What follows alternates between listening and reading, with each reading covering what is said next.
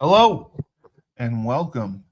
I am your host, the best podcast host in the universe, Steve Cully. I'd like to thank our sponsors at Procyon Partners. Procyon, one of the top 50 fastest growing companies in the nation. They specialize in employee benefits, wealth management, and retirement planning. President Sean Rabinowitz, proud supporter of our podcast network and everything we do. Green Street Trust International, owned and operated by Rennell Jump and UConn legendary men's basketball player Jake Voskuhl. They specialize in tax plans for businesses large or small.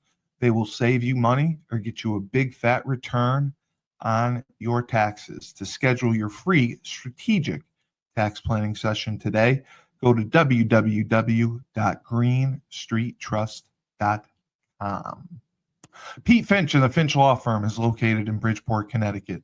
If you've suffered any type of personal injury, slip and fall, car accident, your mother-in-law ran you over with her car, your wife got angry one night and decided to stab you, the Finch Firm is for you. Pete has won legal battles all across the state of Connecticut. He will go to war to get every dollar you deserve in compensation.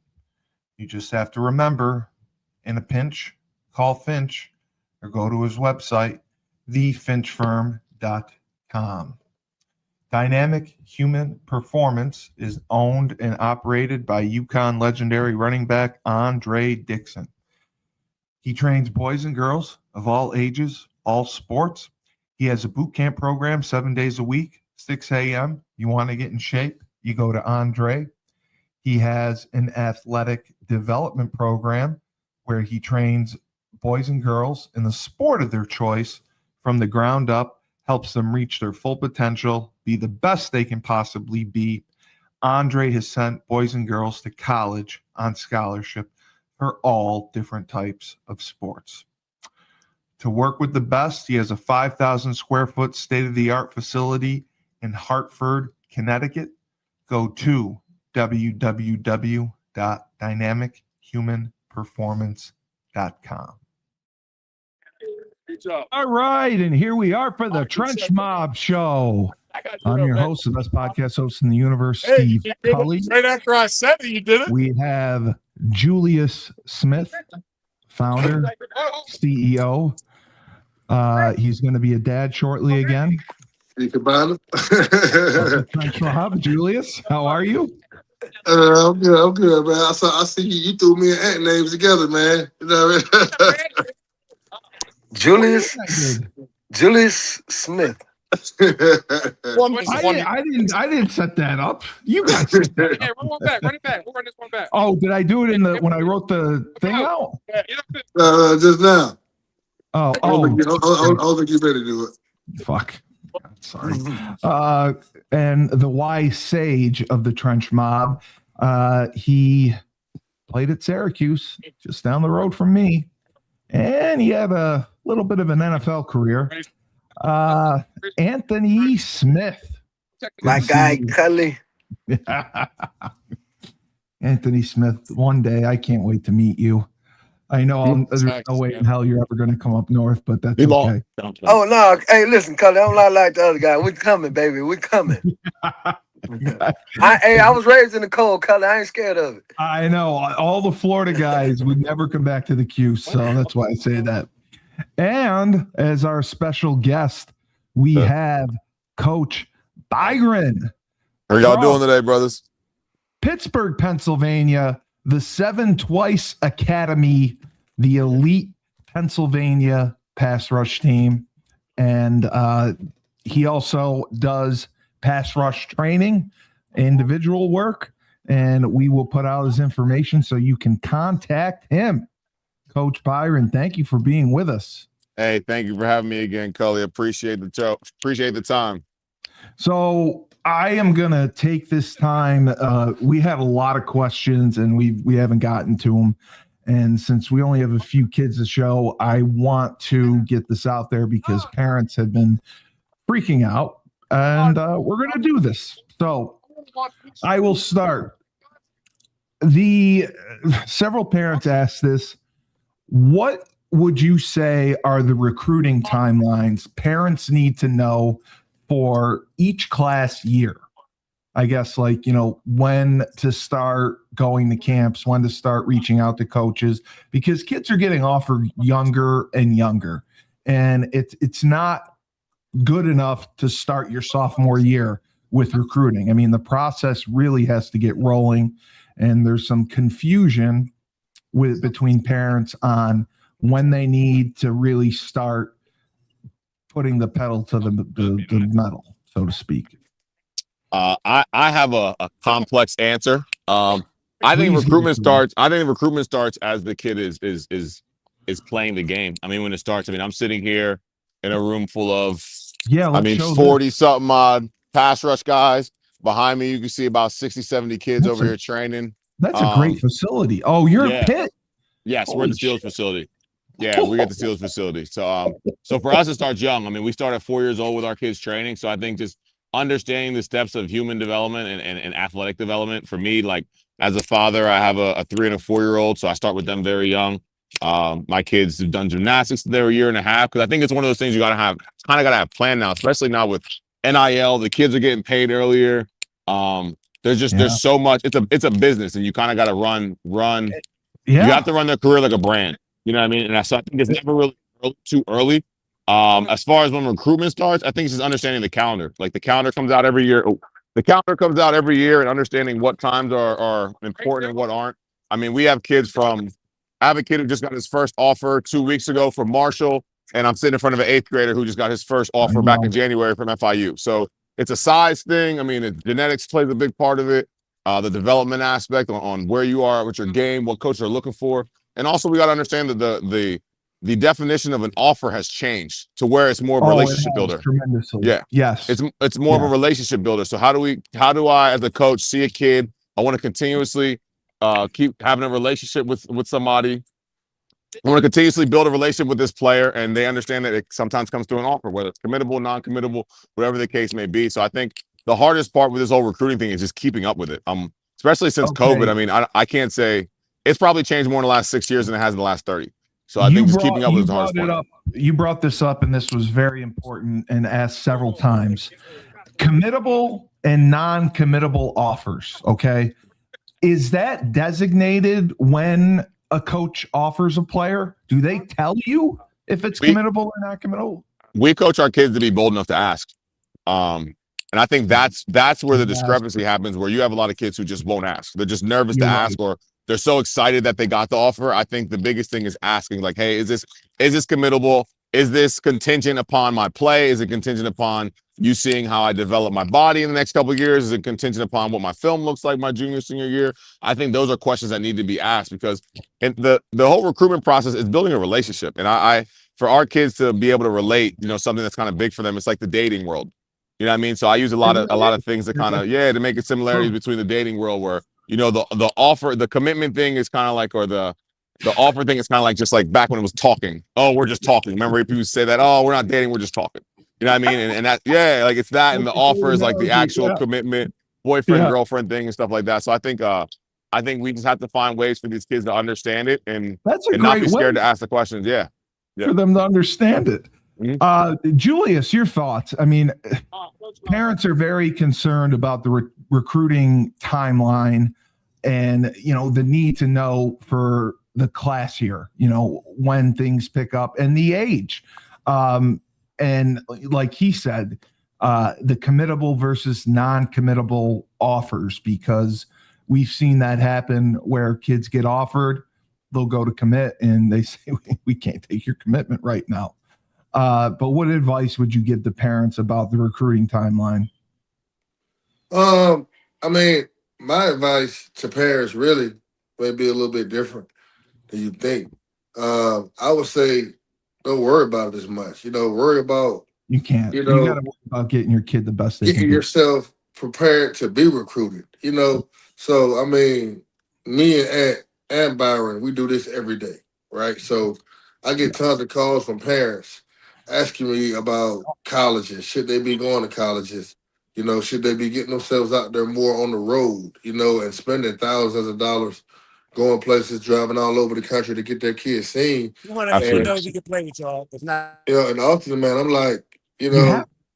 you gotta do. The schools will come to you if you're balling. So if you're finding guys like me and Ant and Byron, what I mean, guys like you, Cully, you're not a trainer, but you've been a college coach. You find guys that know what they're doing and that can develop you. Now you don't got to spend as much money on the road. Now they're flying you in. D. Brown, what up, brother? Now they're flying you in. You know what I mean? So. So recruiting happens as you make it happen. You know what I mean? It's not about, so much making it happen, by getting in their face or tracking them down. You got to grind and make them track you down. All right. We got switched off here. Coach, how are you, sir? who me? Yeah. Oh, I'm doing all right. So Cully, let me give an intro. So this is Okay. D. Brown. Cully D. Brown is, man. Yeah. He's one of the top, trainers, man, in the world, man. He actually, I know he's famous. He was Aaron Donald's trainer, Yes. from when he was in, 8th grade and up, man. So, definitely a big time figure we got with us right now, man. Trained tons of kids, man. Tons and tons of kids that went D1, played in the NFL. You know what I mean? All Americans, you name it, man. So, we definitely, lucky to have him on. D. Brown, was good, brother? All good. We just finished up now. Probably about 200 kids in here. So this is Monday, Wednesday, 7 to 9, Saturday 2 to 4 speed training, and Thursday 7 to 9 positional. So 200 yeah, kids. we average in between probably 200 to 300 a session from January probably to the end of April. And then once May hits, I start a 7-on-7 league in-house with high school teams where I do it for violence prevention. So we probably have like 22 teams in that, 18 to 20 kids per team. And then I had a 150 camp. So during the 7-on-7 league, we probably get we do it during the time when the college coach is out. So we probably get between 25 and 30 coaches to come down. We live stream the games. So what my goal is to implement the 5-on-5 for the high school teams up here in Western Pennsylvania, because now that they're starting to see it more. So that's the next step. Yeah. So what 210 has been able to do is basically take the off-season culture where a lot of coaches were against it, and now they got to be of the culture up here in Western Pennsylvania. Because before they was resistant. I know. When I first started with the speed training, because I was an outside source, then they were okay with that. Then the 7-on-7, then now they started to be part of that. So, and that's the reason why I did the 7-on-7 with the high school teams, because we don't have spring ball up here. So they don't allow spring ball in PA? Nah, Ohio, they don't do it either. I don't think. I can't Ohio, remember. They don't in Ohio. They Yeah. don't. Yeah, Wow, so I they don't do it. So I was just figuring out a way to stop that barrier from high school coaches not like a 7-on-7. So once I did that, and they could be with their guys, they liked it. So now it's time to implement the 5-on-5 to it. Yep, that's the next step. Let me ask you this, because I've heard several coaches say this. Do you think 7-on-7 can build bad habits? I just feel like if you're with the right organization, so we do a lot of development. So we had a kid, we had a team getting the OT7. So we had a kid, Jaden Jones, go from 0 stars to 4 stars. We played in the sevens tournament and then went down OT7. He did real well. So he jumped up. So, he played 7-on-7. That was the case. He was in front of Tom Lloyd and some of the other guys from Rivals, and they seen him. So I just think it's all about, if you're with the right people in the right organization to build up the right type of, given the right tools, then it's a good thing. Yeah, that's what it is. Then you got some organizations where they're not developing the kids, so that's where it goes wrong. Yeah. So, yeah. So we spend majority of our time developing 4 nights a week from January to the middle of June. So, this year alone, we got 7 guys in the draft from Western Pennsylvania. We got 7. So Eli Hondrike from Navy, Nakai Greenhill from Alabama, Nakai Johnson at Tulsa, Levi Wentz, Kansas, Dayon Hayes, Texas A&M, Marquess Green, Watson, Nebraska, and J.B. Nelson at Kansas State. So we've been averaging 5 to 7 guys for the last, since about 2017, that have a shot for the pros. So out of that 7, maybe 3 guys will make it, but you got to think about it. Those kids started out with, hey, take that down there. Take that down there. I'm on the phone. Those kids started out with part of this where they were part of the, 200 to 300 kids. You see what I'm saying? So it's a numbers game. So you figure, yeah, it's a numbers game. So we've been inside Pitt's facility for the last 16 years. So I've been at this since for 21, and as soon we'll be breaking ground on our own. It'll be near here. Yeah, it's a $30 million facility. Yeah. Yeah. A 30 is Pitt getting a new facility? No. So AWOC Engineering, they brought me in. They build buildings. So they brought me in. They were like, Dwayne, you got the culture in Western Pennsylvania. I told them, I said, I need naming rights, rev share, equity, and the land and the building, and my trainers got to get taken care of.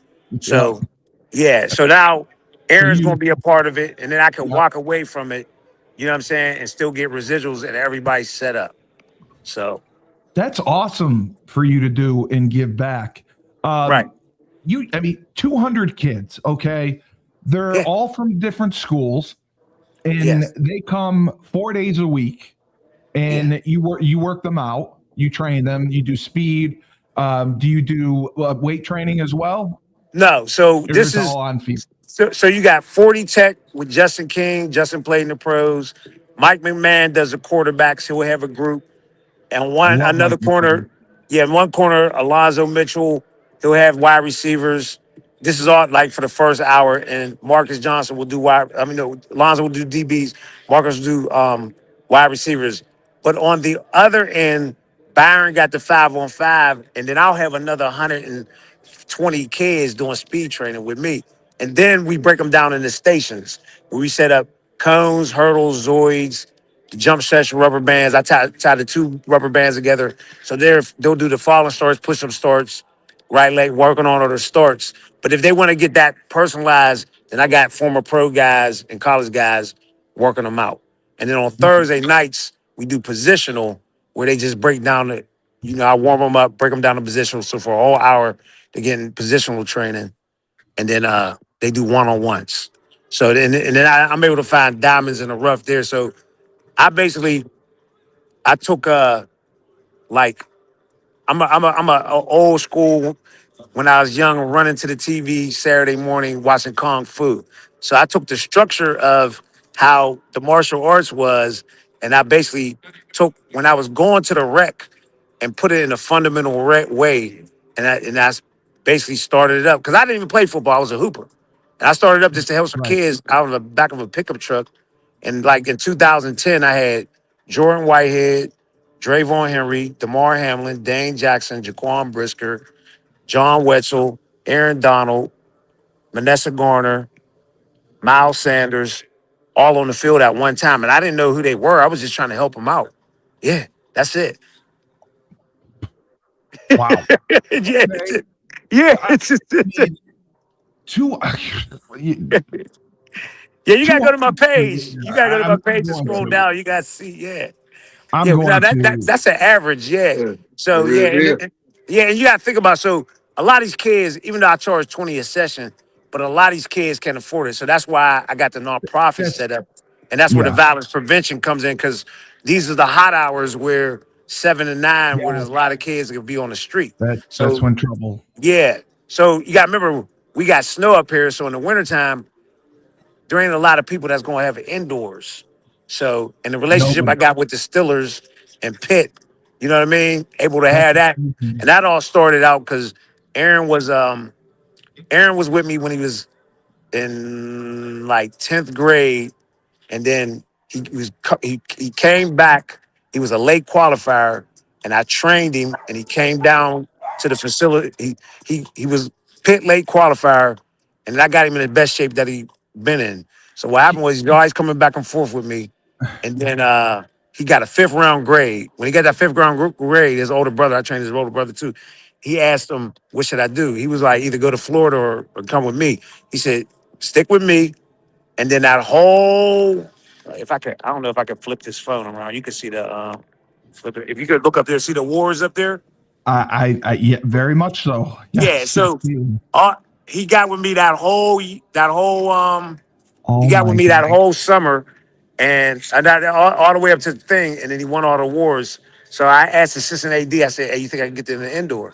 So because it's Steelers and Pitt, and I got the nonprofit, so that's how I was able to get inside of here. Yeah, Right. yeah. Wow. So community work. So yep. So that's amazing. You get to use that facility. So the 200 kids, they come from all different schools, right, in the area. Right. They're kids from all, because we've talked about it, and high school coaches aren't always thrilled with outside trainers or whoever working with kids. Have you had issues with that at all? Yeah, in the beginning, there was a lot. Like I said, there's Probably always not been really. there's always been coaches and what you going down there for? So guess what? We got an open door policy. Come down, see what it is. Because what happens is Oh, I get these kids before they get to the high school team, so they've already been implemented. I'm starting kids out 7 years old. So what parent is going when they getting results at 7, 8, 9, all the way to high school is be like, nah, you can't go there. It's not going to happen. So what happens is then the coaches want to start sending more guys down here they to send more. train. Yes. So that's what happens. So they're like, hey, if they go ahead, get the work in. You get what I'm saying? So that's what I'm saying. They were before resistant of the culture. Now they got to be of the culture now. Oh, So they yeah. can't. So now we've been around so long. 2 tenths is the culture here in Western Pennsylvania.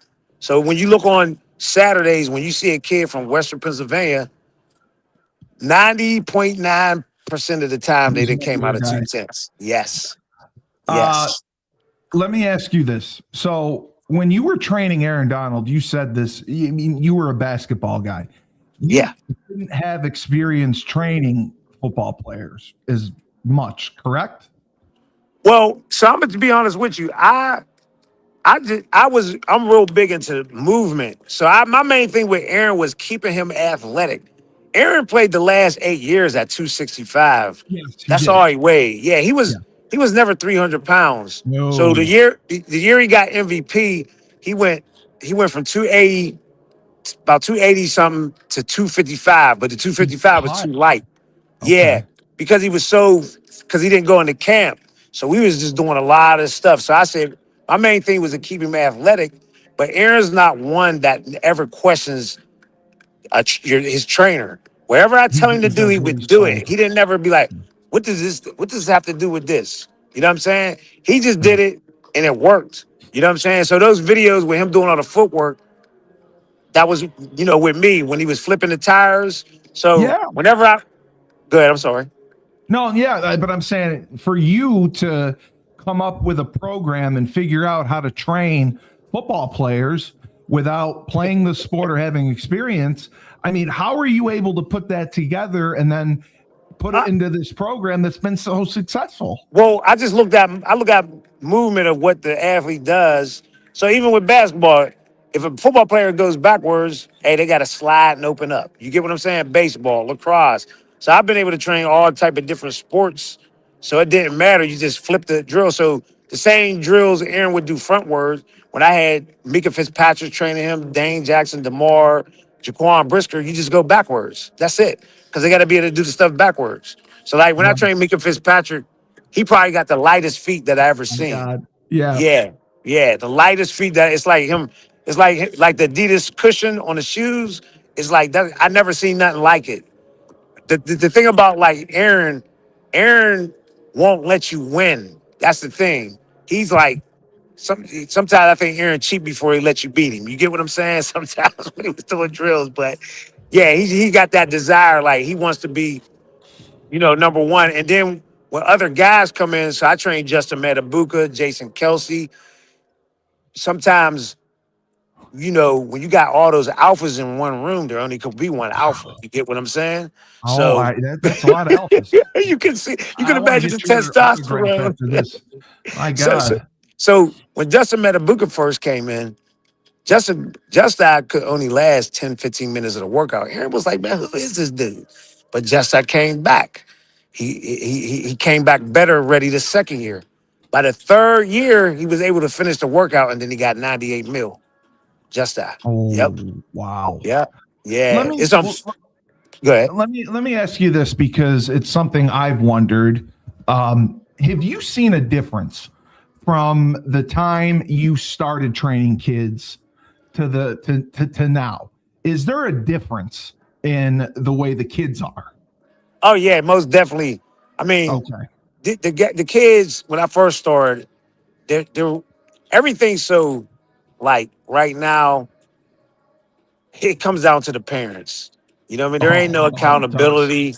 Yep. Yeah, no accountability. Everybody, once they Julius start said getting these, you don't even know if some of these offers is real nowadays. But once they start getting these no. offers, they get lax. They don't want to grind.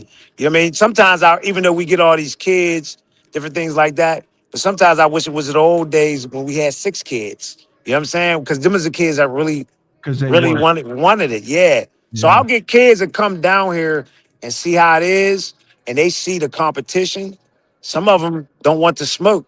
They'll be like, "This ain't for me," or the parent be like, "Hey, do you want to do one-on-ones?" And I'll be like, "I don't do one-on-ones because when you go to camp, it's gonna be 200-300 kids there." You know what I'm saying? Yeah, So that's absolutely right. yeah, yeah, you get a lot of and you can't coddle these guys because at the end of the day, it's going to catch up to them no matter what. No, it's a Yeah, business. right, Unfortunately, now it's a business right, now, and it is going to right. catch up to them. Yeah, it always Do you does. get involved? Go Do ahead, I'm you sorry. get involved? Because I know that you coach. Do you get involved in the recruiting process too with these kids at all? Because that was another question parents ask about is recruiting services. So I don't know. You can't hear. I can't hear you. I can't hear you. okay, Can't hear you. try again. No, you can't hear me. I can't hear. Can't hear you. Can't hear you. It went out. It went out. I know. Okay. Sound went out. Okay, hold on. How about now? Can you hear me now? How about you guys Time to talk? go. Time. Hello. See if they can hear you. Oh, you're back. You're back. You're back. You're back. I can hear No, You him. go you ahead. got me? It went out. Okay. It went out. Yeah, Okay. it went out for real. Okay. Go ahead. I just asked about you in recruiting. Do you get involved with recruiting? And parents always ask about recruiting services. And I know there's not a lot of great ones. There's some that definitely embellish. I was just because you're training so many of these top stars. Do Right. you get involved with recruiting, or do you provide guidance to the parents? So yeah, so my biggest thing is I tell them what the best fit is. So of course I got a lot of guys at Pitt and Penn State right now between the two of those, and I remain neutral. But if they ask me what you think the best fit is, You're I'm gonna tell them. gonna tell them what if your goals go to the league. What's gonna be the best fit for you to get on that field early and get into the league? And I tell you go to the MAC schools. Go to Miami, Ohio. Go to Toledo. I got a great relationship. Well, Candle's not there no more. He's at UConn. He's a But I got UConn, yeah. But Candle. like Listen, Candle? Jason Candle and Matt Campbell. Listen to this story. When I first started out, because they had one of my kids, Jermaine Robinson, up Toledo, and that's when Archie Donald was up there. They drove to my training just to meet me, Matt Campbell and Jason Candle. This is Are when you and kidding? that's when, and it was the same day when Aaron and DeMar and Jordan White, all them kids was on the field. They was there. Yes, I remember they both came up in a Nissan, and then when Matt Campbell got the job at Iowa State, he flew in. He flew in because at the time I was working in the school system. He flew in and met me at my job. Yes, just to talk to me about recruits. So they Yep. put a lot of stock in your input, obviously, because Right, Matt. Right now, he just called me when I was flying out. Yeah, he called me. Yeah, it's my guy, Matt. Yep. that's a dream come true for him to be at Penn State. That was such a great hire. Yep. And, I'm going up to UConn Saturday for the spring game, and I'm going to have a chance to meet Coach Candle. Can you give me a little input on him? Oh, no, Candle's a good guy, no nonsense. He's had a bunch of my guys up there at Toledo, a bunch of them from Western Pennsylvania. Yeah. I was surprised he left, but I get it. You know what I'm saying? I get it. I thought he was going. You were surprised that you were surprised he took the UConn job. Yeah, I thought he would. Too. I thought he would bump up to the ACC or something like that. You know what I mean? But I guess maybe they put money into the program. You get what I'm saying? So you never know. Well, we're trying. We're trying. Yeah. But you're absolutely right. Yep. So if you when you get off this, you can text them that Steve Cully is the best UConn alum you've ever talked to. Just make sure you tell him, because I see him. I get to meet him Saturday. Okay. So what would you say?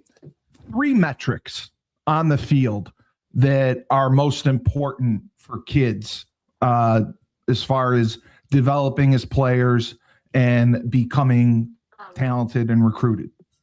Attention to detail, because I get it. I've gotten a lot of athletes where you be like, you look at them and they aren't the greatest athlete, but guess what they do? No. They process information faster than anybody else. Yes. So you're in the right place at the right time. Right. So in actuality, where they're able to, so Aaron told me about Luke Kuechly. He said Luke Kuechly was the best dude he ever seen cut down angles. That's because he was always in the film room. You get what I'm saying? He said the way he got to tacklers, he said you could tell he was in the film room. And that's one of the reasons why Aaron was so good. He stayed watching film because, mind you, he had to look at tendencies. So processing information, attention to detail, and just having that twitch. When you got that twitch, you know what I mean? Some guys just got it where they, even if they can't process the information, you know what I mean? They could just make plays. Absolutely. Yeah. I don't want to keep you too long, Coach. I just wanted to ask, like, the kids that you're working with now, do you advise them on, what camps to attend in the summer? Oh, yeah. I'll tell them, because some kids don't need to go to Power 4 camps. Some of them need to go to Division II schools. Yeah. I agree. Yeah. Go where you're going. My theory is this. They love to say that, I went to camp at Alabama. Right. My theory is this. Don't go chase that girl that don't like you. Go find the one that likes you. You know what I'm saying? Because it doesn't make sense.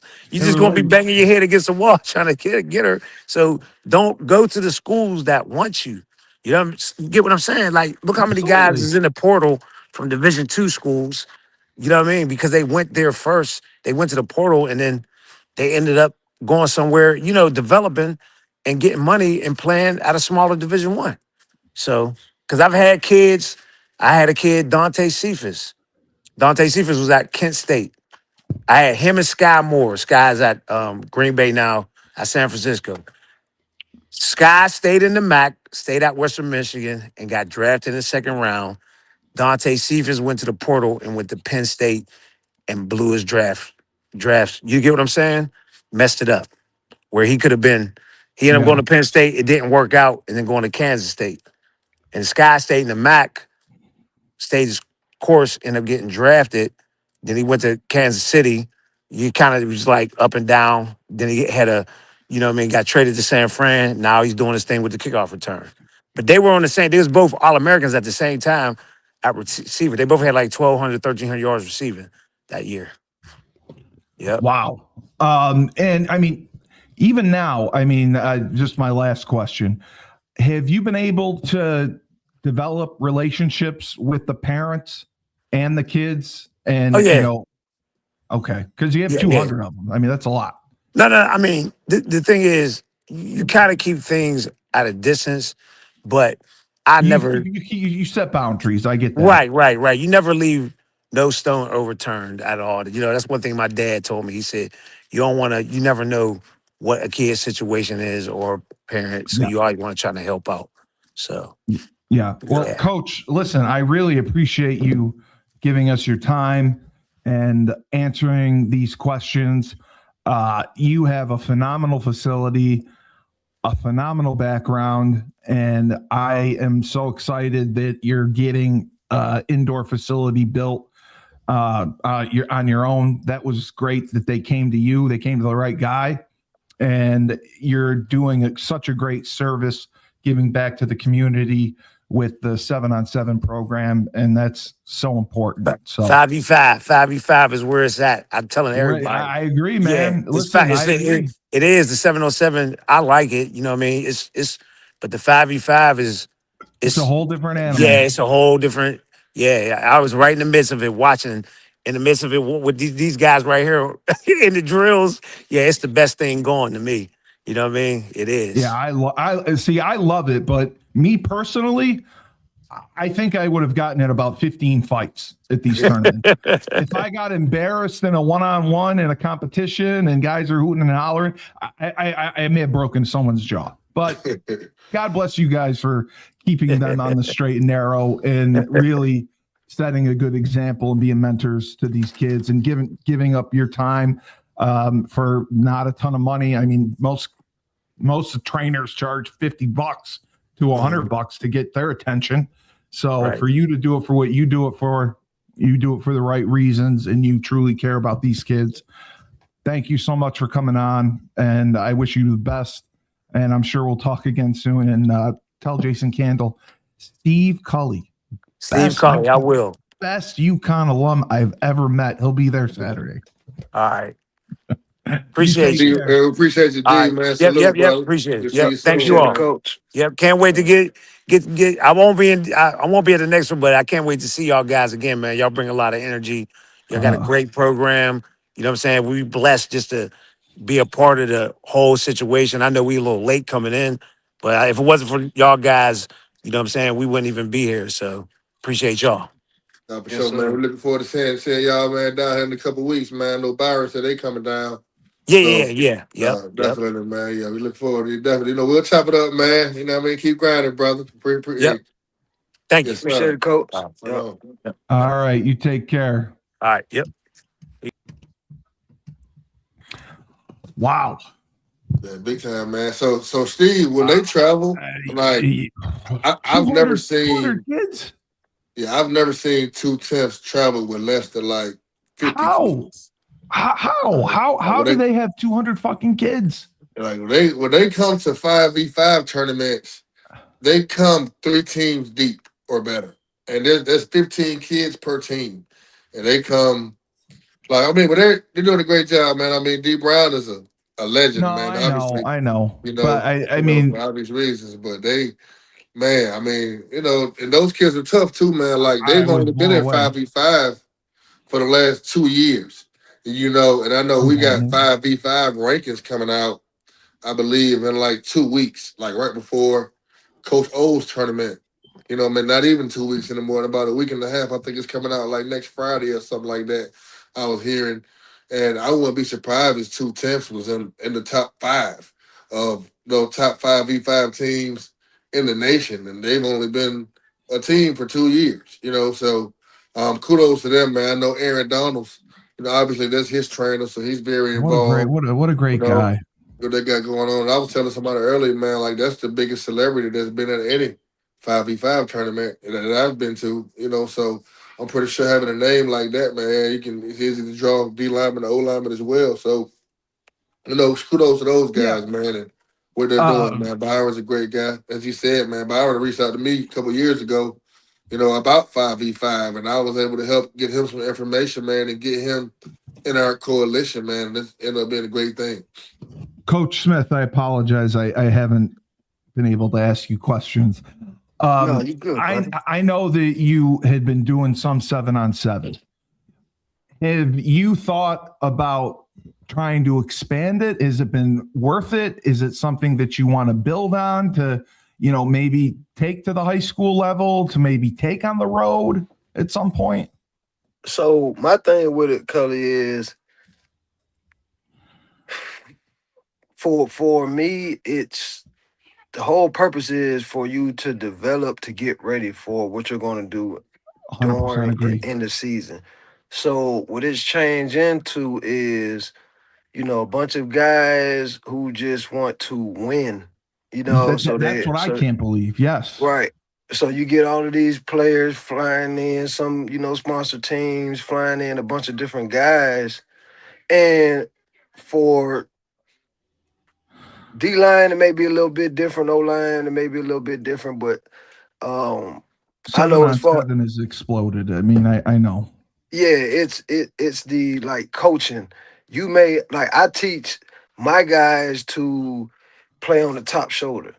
A lot of kids come from programs where they only run man, they only know inside leverage. So, you get the coaching differences. So I tend to stay with my organization and who I'm going to go in the season with. So, sometimes if that specific team doesn't have a 7-on-7 team, then a group of players that I'm playing on the same team with, it'll be like 5 or 6 of us. We'll go and then join the 7-on-7 organization. So it still will be, and then I'm always, one of the D coordinators and one of the defensive coaches. So I have input and stuff like that. But I kind of like to stick with my guys that I have and just kind of grow with them and expand with them. Develop them. Yeah. Yeah.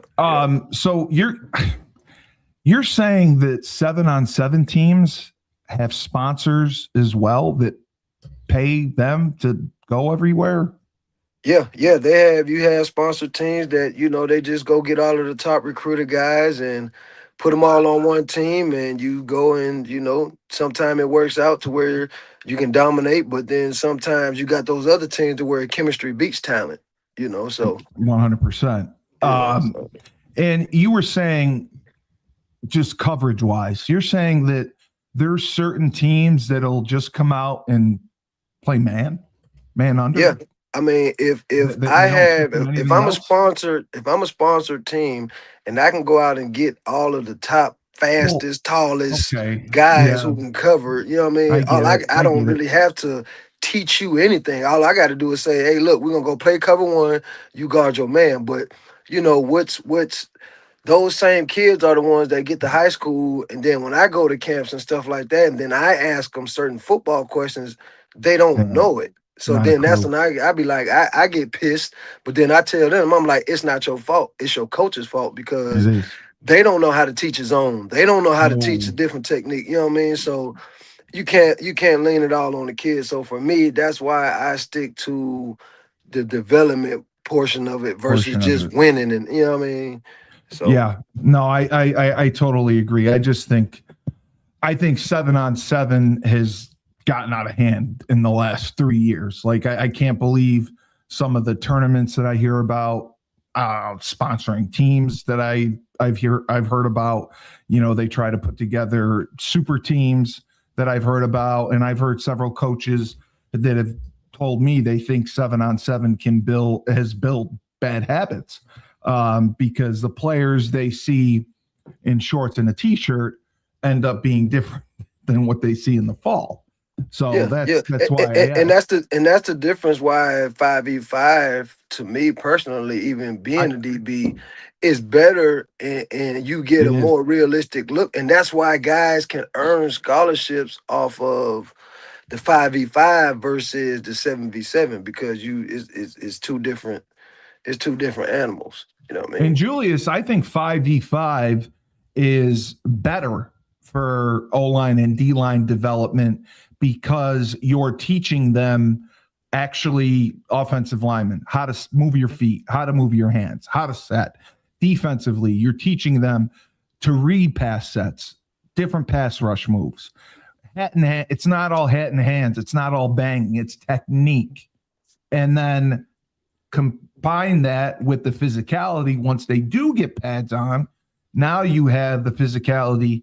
Oh, and I have technique and the skill set that makes me a complete player. That's what I take away from watching 5v5.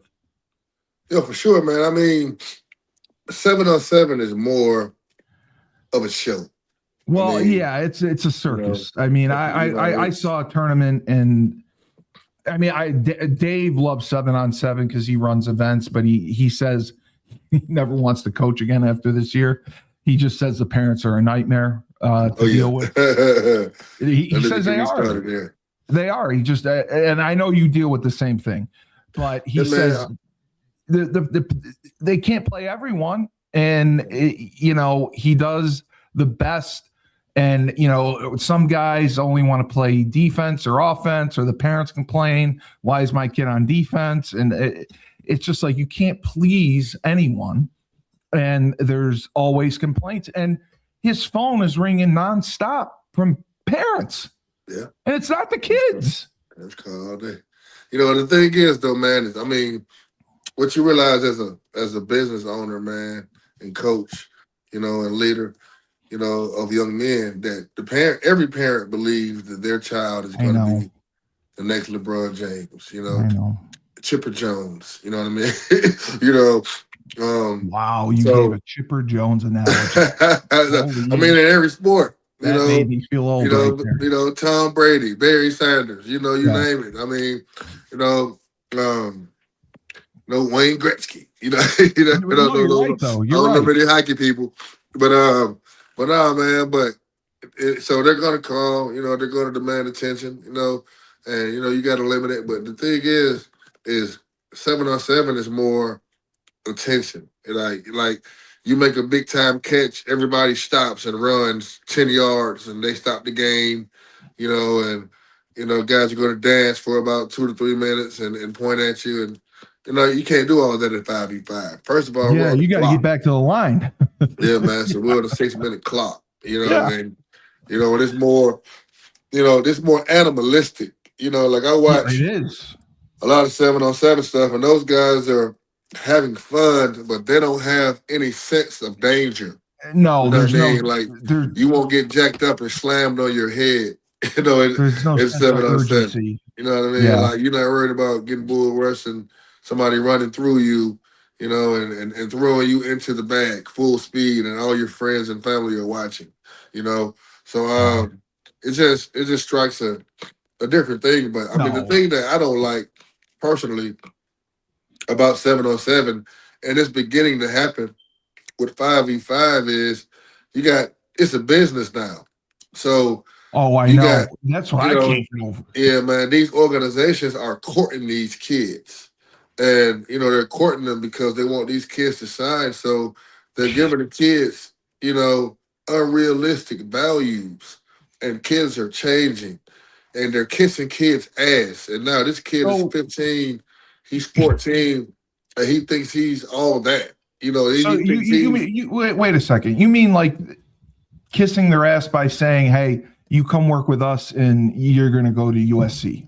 Yeah, I mean, kissing their ass like, "You come over here, we're going to get you a flight, your mom a flight, your dad a flight. We're going to pay for your hotel. We're going to get you guys dinners at fancy restaurants. We're going to get you guys car service everywhere you go because you're my guy," and they're courting them. I mean, imagine, you get your dream girl that you didn't think, you qualified for. And all of a sudden she shows up. You got to show her a good time. You go out and get a limousine, and, you go to the fanciest restaurant you can afford and show her a good time, and that's what these teams are doing now with these kids. And it's happening more in 7-on-7, but it's also beginning to happen at 5v5 now. So now the kid head blows up. He thinks he's all that. These kids already don't have any loyalty. That's why I asked. You know what I mean? Like, I mean, you got kids that you'll bend over backwards for, man. Like almost help mom pay rent, light bill, gas bill, buy the kids school shoes. And the next thing you know, somebody comes along and they tell them they're all that, and they forget you even exist. You know what I mean? So, it's just the entitlement is growing now because it's like, so what? You came and picked me up, or you bought me lunch. This guy over here did this. This guy over here brought me on a boat in Miami, and gave us, shrimp and caviar. You know what I mean? So it's changing the attitude.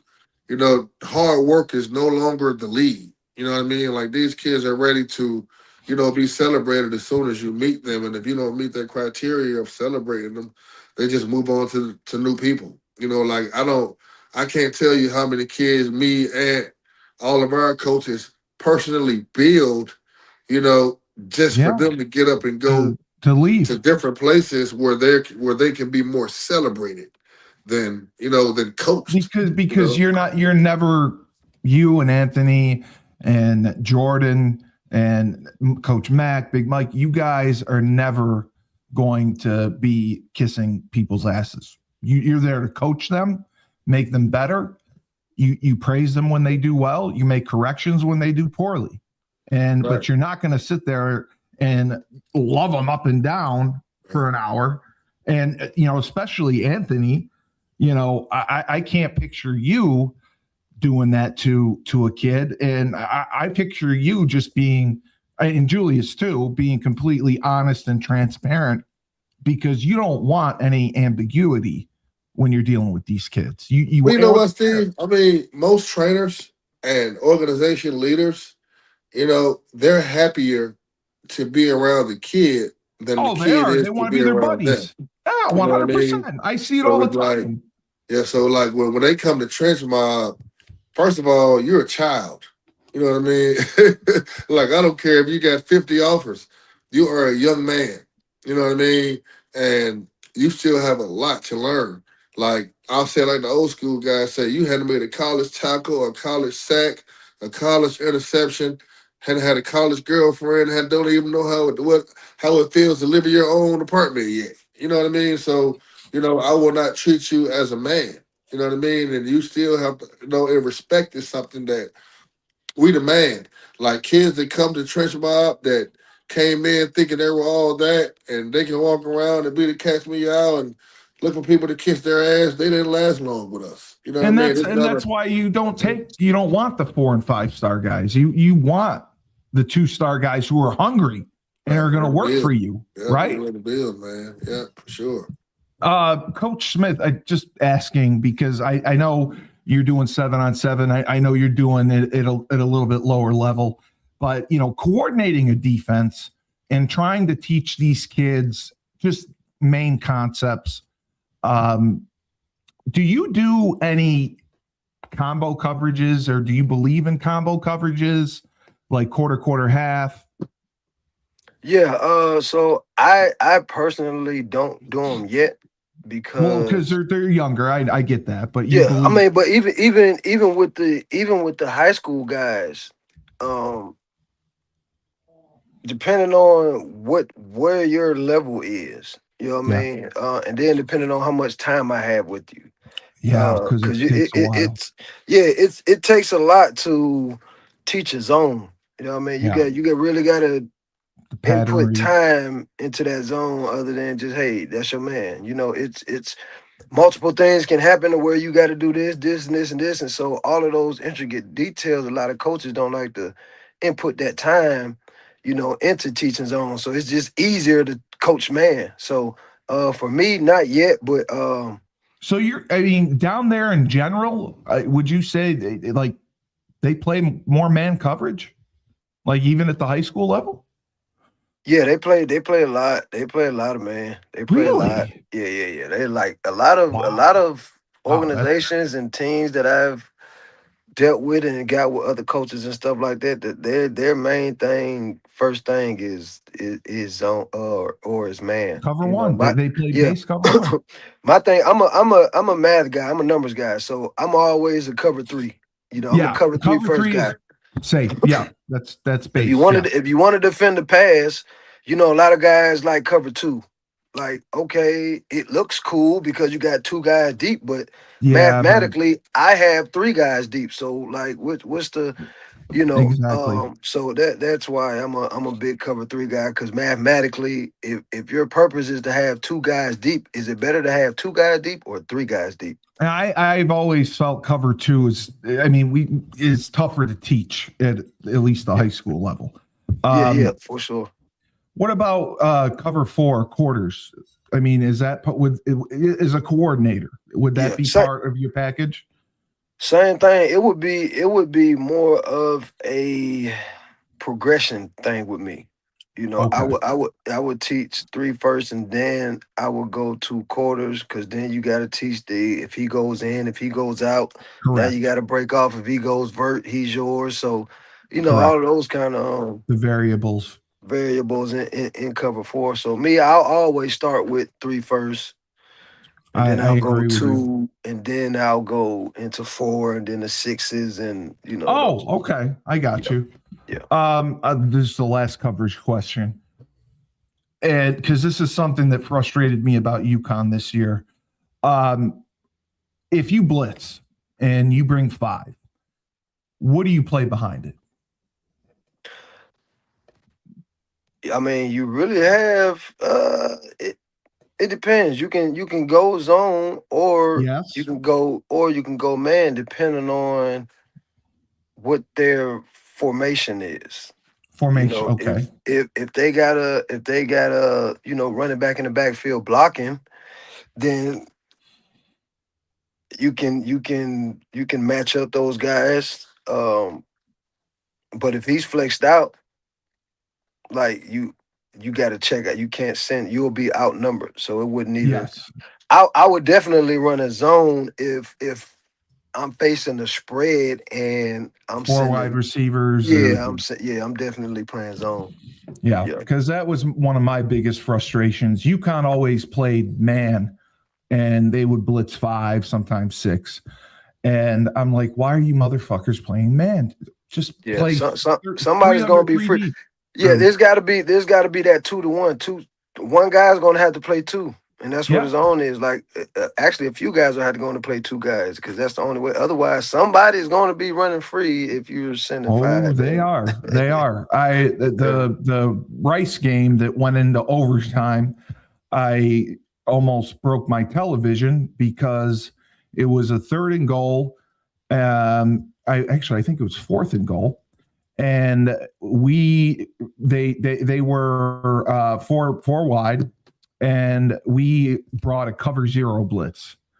And there's a back in the backfield, and as you know, and I know, the responsibility is, if the back releases, the end has to cover him. The end has to peel and cover the back, because you're short otherwise if you're bringing 6 against everyone's out. And UConn brought 6. The end didn't peel with the back, and they ran mesh, it's a man beater, as you know, on the goal line, short yardage, and they just dumped it to the back and they scored. And the defensive end didn't even look at the running back, and I just lost my mind. I was like, just stop blitzing. And if you're going to blitz, I get on the goal line, you have to play man. There's very few defenses you can play from the 10 in. But that frustrated the hell out of me seeing that. But thank you for giving the input. I should have watched Netflix tonight. Jesus, you know what, Steve? I used to hate Peely. I know. Every Dion hates it. That's your responsibility, what the right? fuck are you talking about, Coach? Peel. I want to go hit quarterbacks. I do not want to peel. You know what I mean? You know that's your responsibility, though. Yeah, it's right? crazy, man. Man, but man, some guys do it selfishly, man. You got some guy. I've heard guy, hey, bro, I'm not peeling, bro. And selfishly, they do. Not peel. They do. Because they want to go do what they want to do. Go hit quarterbacks. It's not right, but I'll do it every day. So before I'm sorry, because I know my phone got jammed up, but I like to send my ends, and then I peel my backers just to keep my ends on a one-track mind. You know what I mean? Go hunt down that quarterback, and and I send my outside backers, and I'll or my dime or nickels, and then I have them guys peel. Oh, I like that. Yeah. So will you send the ends inside and bring the outside backers off the edge? Yep. So I'll send that inside, and then I'll have the nickels or the dime, or it could be that strong safety coming from that outside. Whoever that outside guy is, outside of the end, he'll be the peel guy. That is the smart. So your D end isn't the fucking peeler. Yep. All right. Well, you're going to be the new defensive coordinator. All right. Let me put this guy up. This was Ty Henderson, I believe, This was Julius's guy. Big bastard, offensive lineman. No, I believe he was a defensive end, if I'm not mistaken. Oh, I'm sorry. Yes, Yeah. he's the guy off the edge. Yes. Yeah, but I liked him, man, because he flew around, and I know he wasn't the biggest guy. I believe he's like 6 foot. No. He's a young. I think he's a. I thought he was a 28. 20. I mean, he might be a 27, but for some reason I thought he was a 28. No, this got to be the tackle guy. Yeah, this is the tackle. Because right if that DN, if that was his first fucking play that he put up there on this highlight film. I see it. It's him right here. Sure. Yeah.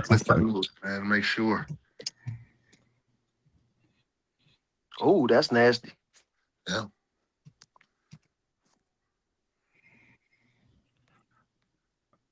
So, Jesus, have you had any communication with him?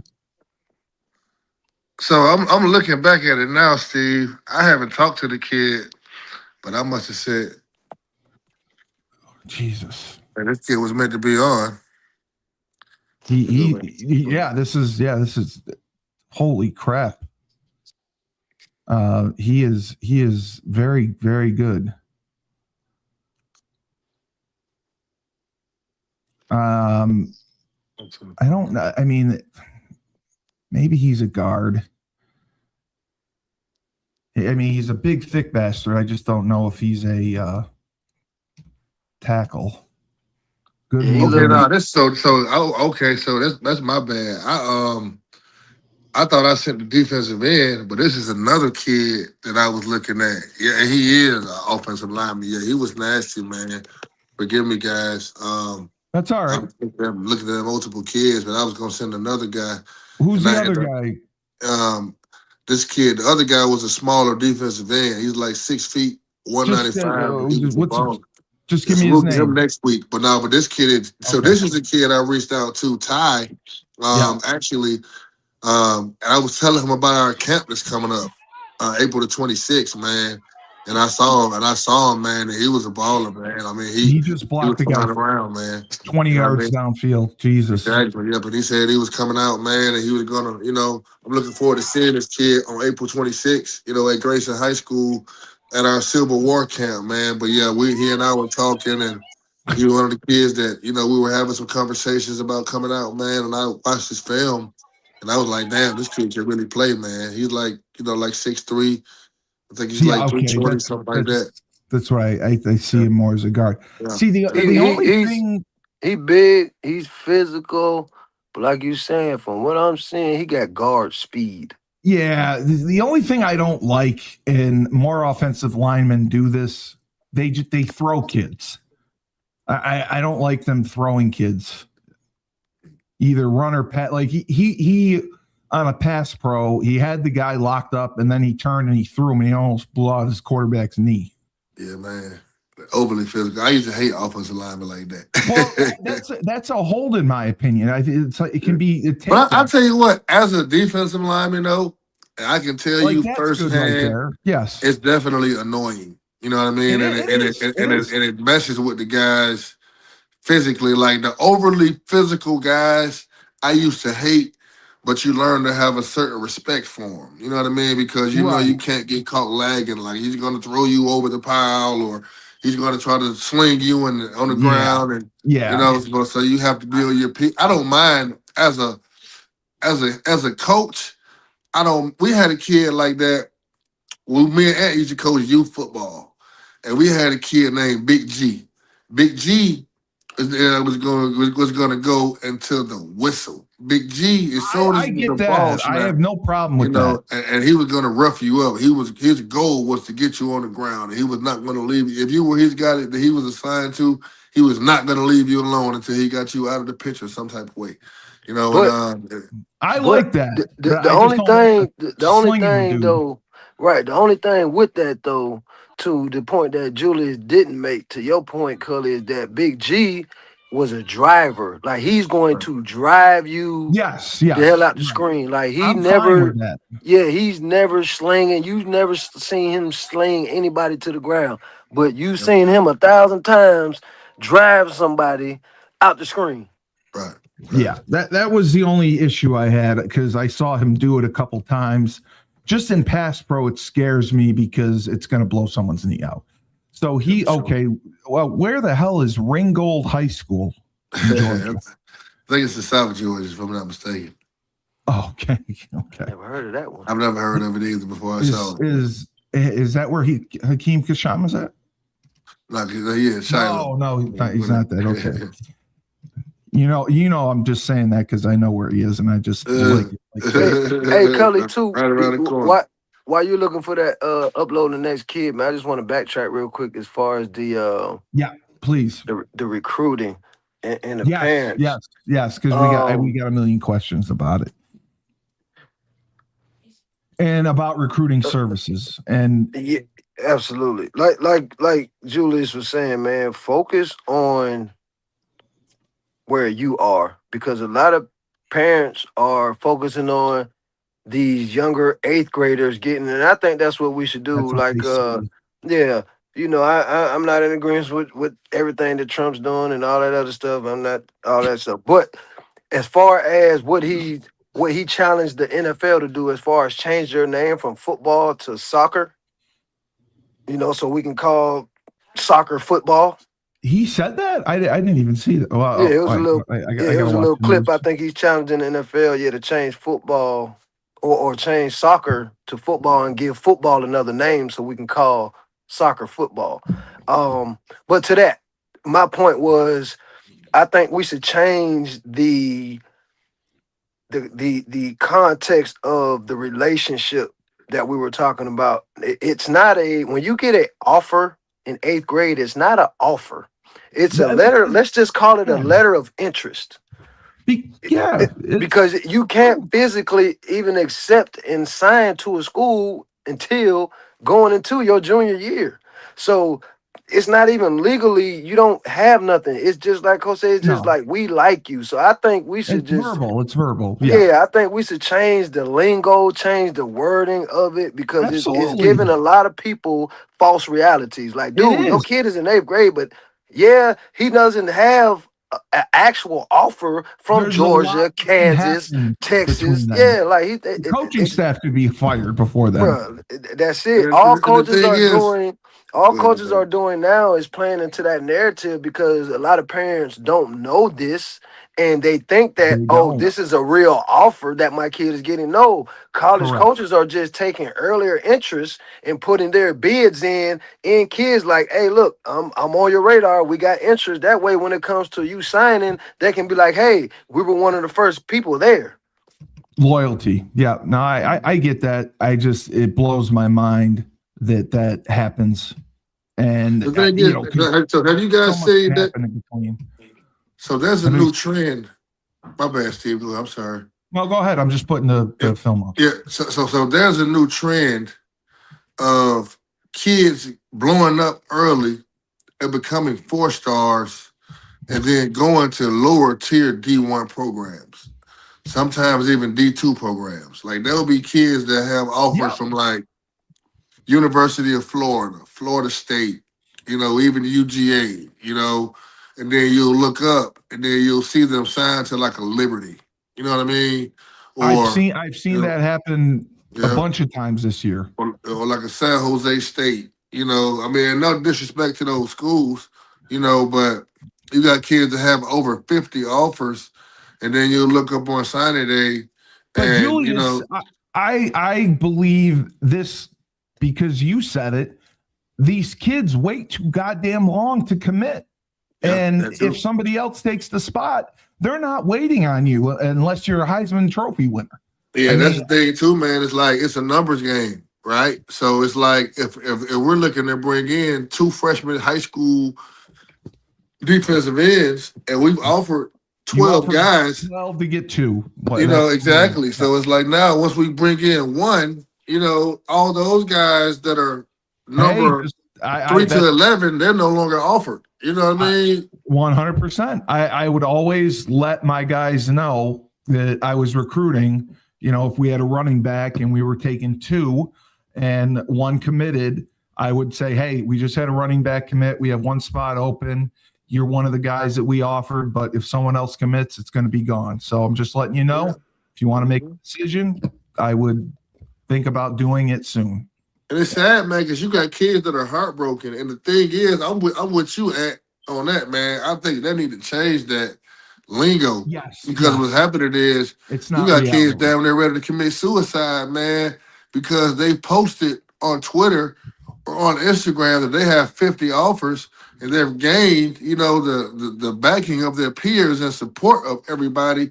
And next thing you know, they got to go tell everybody that these offers no longer exist. And now I'm going to go to a small school. And now it messes with their confidence. I also blame social media for that too. Oh, yeah. Yeah, for sure. They got to post it all over and them in the jersey. And right, so this is the kid, Steve. Will Liddell, man. He I saw this earlier. I saw this as soon as you sent it to me. So he's a kid. I just started training, man, probably less than a month ago. He is really freaking athletic, and he can be dynamic, and he's someone who can do a lot. Oh, yeah. So are you working with him as a pass rusher? Yep. So he's an edge. You know, I'm making him an edge. He's such a good athlete. So Steve, he just started playing football this year. You're kidding me. Just started playing. And guess what he was? You're telling me this was his first year? This is his first year playing football. Holy shit. Okay. Yep. See how fast and athletic. Steve, he has no offers at all. No, that's why I told you. I watched the film and I saw how athletic and even here, he's a tight end. He's blocking a guy 3 times his size. Yeah, exactly, man. And he's like, he came and worked out with us today, man. And his upside, I think, tremendous. Now that he's training and understanding and know what he's doing now and beginning to learn, this kid is gonna blow up this summer. He's going with us to Miami in a couple of weeks. He'll be at our last competition in Atlanta on April 26th. And I think once he gets to some of these mega camps and gets his name out there and he's with us now, so he's wearing black and green and being labeled as one of the guys, I think he's going to blow up, man, for sure. And so you were talking about his size. You said he's right around 6. And what year is he? So he's a junior. He's like 6'5", 235. Oh, he's 6. Okay, that's kind of what he looked. So he's going into his junior year. No, he's going into his senior season right now. Oh, okay. So this is why junior year. Important. And he said he just decided to try it out, man. You know how it is. He's walking around the hallways, 6'5". You got people, football coaches run up on you. Hey, man, you should come try football. You know? Jesus. But, yeah, man, well, that's why I said, like, there's so many different things you could do with this kid. He's an athlete. I'm sure he'll develop into a tremendous pass rusher, but I like his skill set. He could be a big wide receiver. He could put weight on, and he blocks well. He could be a tight end. Like, he's someone, if I was still at Holy Cross, I'd take him as a tight end. Yeah, I teach him how to block. He's definitely someone I see as he's got the same body type juice as a Mercedes Lewis. Yeah. Yes. Big athletic basketball body, can move, and you know. Yeah. I just wanted to see this. I'll tell you right now, man. So Mercedes Lewis, the thing that people don't talk about with Mercedes as much, man, he's probably one of the best blocking tight ends I've ever watched. He was 100%. He blocked damn near like a right tackle. You know what I mean? Discovery High School. Where's that located? So that's in Gwinnett County. I mean, it's not like a powerhouse or anything like that. You know, it's just decent. But, you know, I think definitely, man, this kid, I mean, we got the other kid we had on here, remember Garrick Felix, right? Oh, I love Garrick Felix. So Garrick just got his first offer to NC State last week. Oh, you know what? I did see that. I did see that on Twitter. what a great fucking kid. I loved him. I'm so happy. So this to hear kid that. is actually he's actually Garrett's friend. Oh, okay. Yeah. Okay. So he saw all the so success this that Garrett was having. Yeah. Yeah. And absolutely. So is this kid, did he get to do any like how did you meet the pass rusher, the other kid we just saw? How did you end up getting in touch with him? So he played basketball with Garrett, growing up. And now he's seeing all the success that Garrett is having, after training with me and going to these tournaments and killing it. So that made him reach out, just seeing Garrett's success. And now he wants to train and, and follow in Garrett's footsteps and get this first, D1 football offer. So, I mean, it's because they call me the basketball whisperer, man. Well, Julius, it's so hard to make it to Division I basketball these days because of the transfer portal, because they'll take 2, maybe 3 guys a class. And I mean, 6'5" isn't tall enough. I mean, if you're 6'5", you got to be a stud. I mean, you got to be 6'7", 6'8". I mean, hey, Cully, now when I first met him today, when I first seen him, and he said he played basketball today. Yeah, I seen him today when Julius has worked him out. So it was my first time meeting him. So when I first seen him, the first question, after I heard he played basketball, the first question I asked him was, I said, "Can you touch the top of the square?" He said no. When he said no, I'm like, "That's it. You knew it's football, bro. It's football, bro. That's where you belong." If you ain't touching the top of the square, dog, you probably ain't going to the league, man. Unless you're a hell of a fucking shooter. Oh, that's awesome to hear.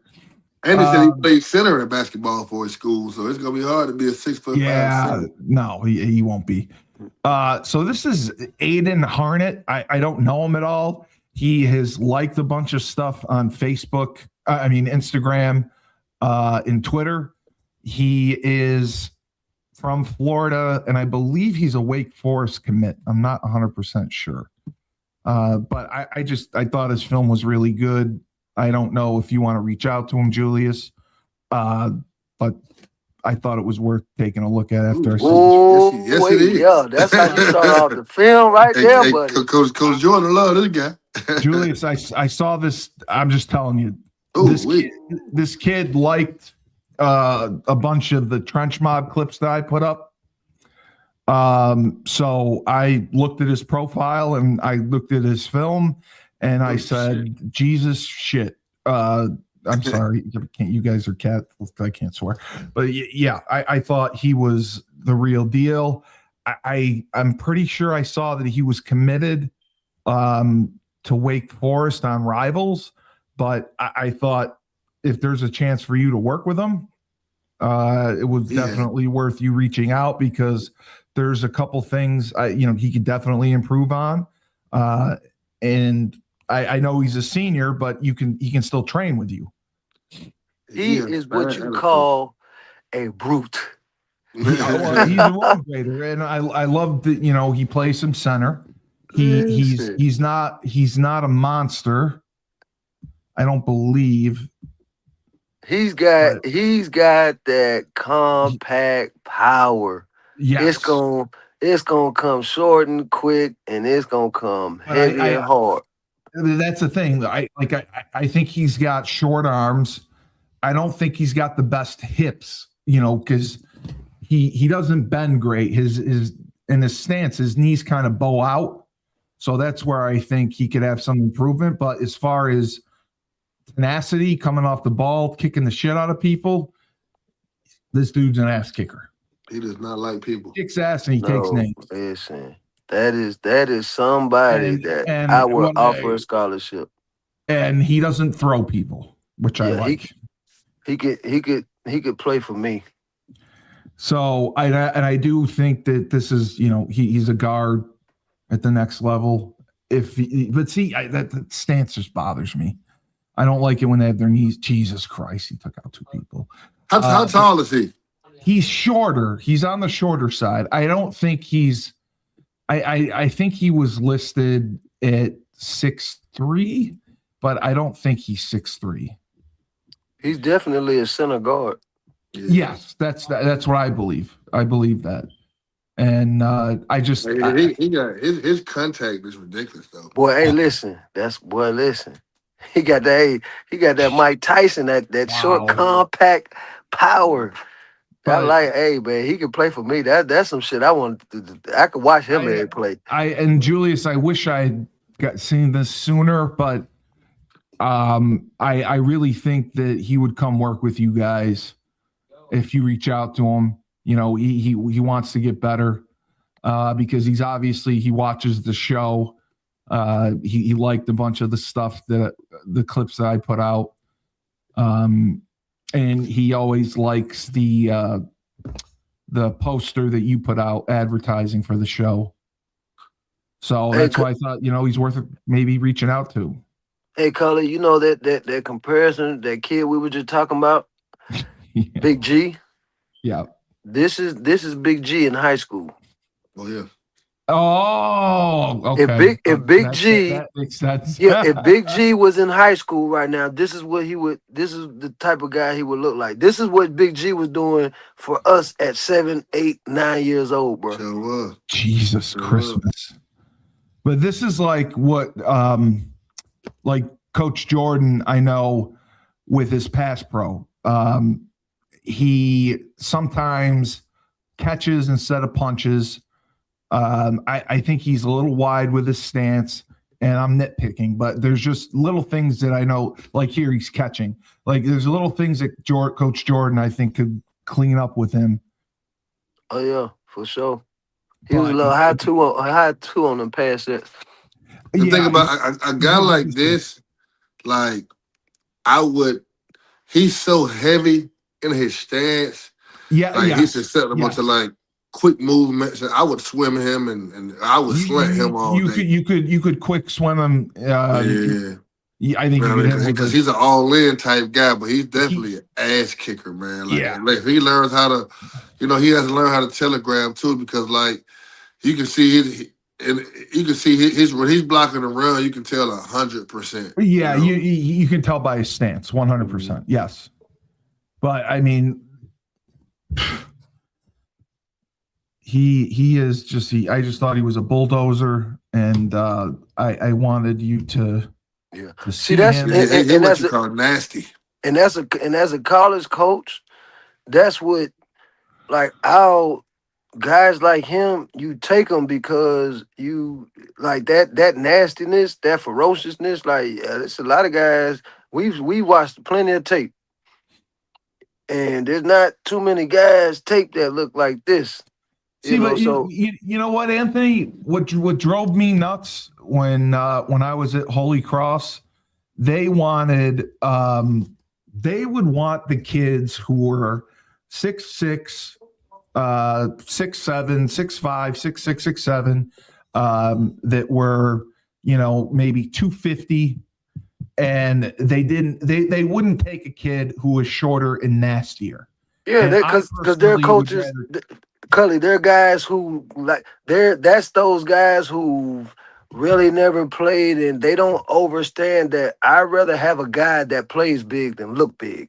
Exactly. That's how I am. That's exactly how I am. I want the kid who is physical and tough. Mm-hmm. So it's got that. And this kid right here plays big. We can, all that technical shit, we can clean that up. But it's harder.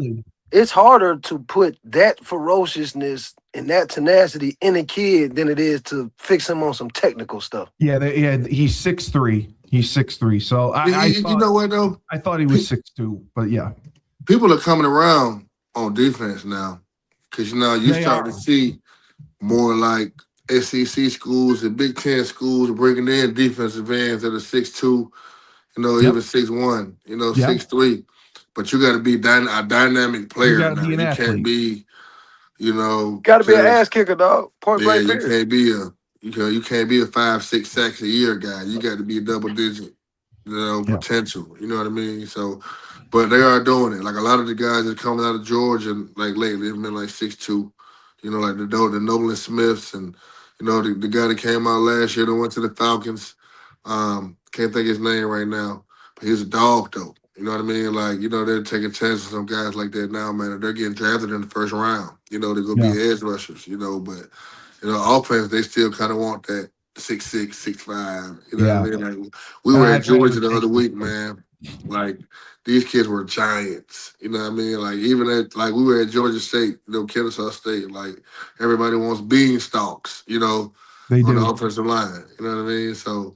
But definitely, guys, just keep grinding, man. Guys that are watching, because at the end of the day, it doesn't really matter. I played with an offensive guard at UConn that was 6'1", guy named Emmanuel Hutchinson, and he was our best offensive lineman by far. And it wasn't even close. Like we had a guy, Will Beatty, got drafted second round, played 10 years in the league. Unbelievable.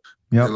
And Will Beatty was nowhere near Emmanuel Hutchinson to me. You know what I mean? And no disrespect to Will Beatty.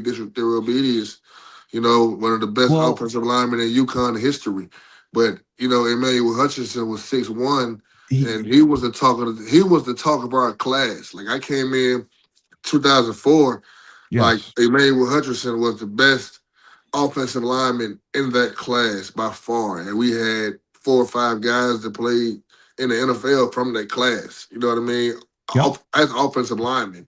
And Hutch, he ended up, he didn't finish at UConn. He ended up leaving UConn, and didn't make it to the league. But he was definitely the best player in that class. But Will Beatty ended up developing. He was great, and I love Coach Foley. But when you have a tackle who's 6'6", 6'7", they're obviously going to give them more opportunities to succeed. What I always would tell the short guys is you got to be perfect, because if they see you screw up, they cross you off. Right, you don't get a lot of chances. Will Beatty was an amazing athlete. Like Will Beatty, he was really a D lineman playing offense. So he came in as a defensive end. Yeah. You know what I mean? He came in and he played edge when he got there. Long and athletic. George Selvey had like 18 sacks or something crazy that year, and he didn't get nowhere near the quarterback, when he went against Will Beatty.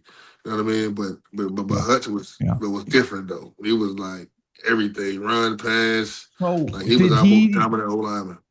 Did he start at UConn? Did he have? So Hutch he would have been a 4-year starter. He started as a freshman. But he redshirted when he first got there. But as a redshirt freshman, always redshirt. Yeah. But as a redshirt freshman, he was a starter. And then as a redshirt sophomore, he was a starter. And then I think he kind of lost love for the game, man. And Hutch was a good friend of mine, man. We were in, a self-started fraternity called the Destroyers back then. You know what I mean? But it was like, wow, college life was wild, man. But Hutch was my guy, man. Hutch was one of the main reasons I committed to UConn. To be honest, man, we were on the same visit. He kind of stood up, gave a speech. Let's all get this going together. But for Hutch, I think that he just realized he was 6'1", and he was such a dominant offensive lineman. And I think he just kind of realized that he wasn't going to go to the NFL as a 6'1" offensive guard, and kind of lost the love for it, man. Then he went to Etzel, and he wanted to be a fullback, because he thought that he could lose weight and play fullback and go to the NFL. So he ended up I would have paid money to be in that room. So he was leaving to, I would have paid money to be in that room to hear the starting center come in and tell Randy Edsel that he wanted to be a fullback. I would have paid thousands of dollars to hear that conversation. I can imagine. It didn't go well, I'll tell you that much, because he wouldn't, he wasn't there very much longer, man. But this is a sad story, though, man, because he was, generational talent, man. Where was he from? He's from Palazzo, Florida. He's a Florida kid. Okay. Yeah, but he's probably the best offensive lineman I played against in my 4 years at UConn for sure. Wow. Well, great show, guys. Great show. Thank you for having those PA guys on. They're incredible. Julius, I'm going up this weekend for the spring game. See how they look. So it's going to be fun. Coach Smith, I still don't believe you're ever coming back to Syracuse, but if you do, please come back. I just to see you in Syracuse, New York would melt my heart. No, I'm definitely coming back this year, Cully. I'm definitely. Did you know? Back. I mean, do you know Fran Brown? I mean, did you? Because you guys probably sent kids to him at Georgia, right? Yeah, one of our guys, actually the face of our program, Bryson Hurt, he's up in Syracuse right now. Yes. Yeah, man, Big B. He actually called. He FaceTimed me today with our old strength coach, Coach Will Hicks. He's still there, helping out on the staff and stuff like that, man. So, yeah, man, I'll definitely be back up there this year, man. I haven't got a chance to see any games and stuff, so I think this year I'm gonna catch homecoming. I'll be able to, move around and make some things shake. So I'll definitely be up there this year, Cully. Okay, good, great show, guys. For Julius Smith. You know what? I must have. In a show like we started, man. I must have taken an edible before the show. I don't remember. Julius Williams, the CEO of the. I'm just excited to see Anthony. I am so sorry, Cully. I didn't mean to cut you off. Speaking of edibles, I seen on Instagram today there was a child. Parents, please be careful. Please talk to y'all children. There was a kid. Yes. There was a kid who at school he ate a few 2,000 milligram gummies, and when the parent came home to the child not being able to hear or see, so he was in the hospital. Heard of that. Yeah, he was in the hospital. She was recording everything, and the kid was just. Just screaming, just going crazy, just couldn't hear, couldn't see, just off of those 2 milligrams of gummies. So please be mindful of who your children are hanging around and what they're into, because it can definitely be very dangerous situation. And they weren't even THC gummies, they were CBD gummies. Hey man, some of the CBD stuff be stronger than the THC stuff I heard though. Yeah. Oh, okay. You gotta, and it's more than just like these companies, man. They're putting more than just weed. No, they are. They are. Gummies too, man. They're putting stuff to get you hooked and get you more. That's why I asked, because we had a situation up here where marijuana gummies were laced with fentanyl. Yeah. Wow. So that's why I asked for someone that because everyone, pot is safer than smoking cigarettes. I mean, and you can't OD on it. So did he regain his sight? I'm sure. I don't know, because the story was just developing, and he was just in there and just going through probably the process of his body detoxing. That. You just gotta wait. Just gotta wait. It's a time thing. Yeah. Did I tell you? I'll tell you a funny story off there. I know that's remember when life gives you lemons, don't make lemonade. Take 2 oranges, throw them right back at life.